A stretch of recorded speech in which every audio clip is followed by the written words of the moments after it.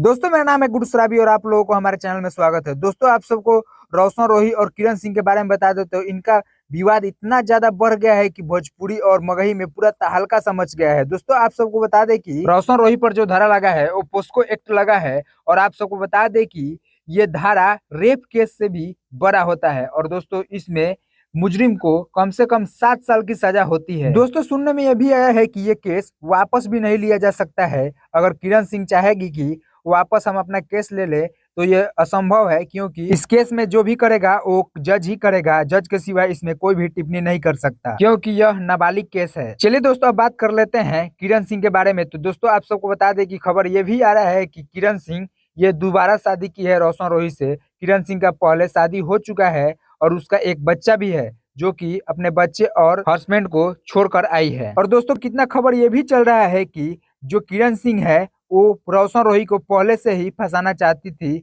और एक साजिश के मुताबिक रोशन रोही को किरण सिंह फंसाई है। चलिए दोस्तों खबर में आगे बढ़ते हैं और आप सबको बताते हैं टुनटुन यादव और शिल्पी राज के बारे में। तो दोस्तों आप सबको बता दें कि शिल्पी राज एक पोस्ट शेयर करती है जिसमें लिखती है, मैं सारे कंपनियों से अनुरोध करती हूँ टुनटुन यादव का गाना नहीं भेजे मेरे पास।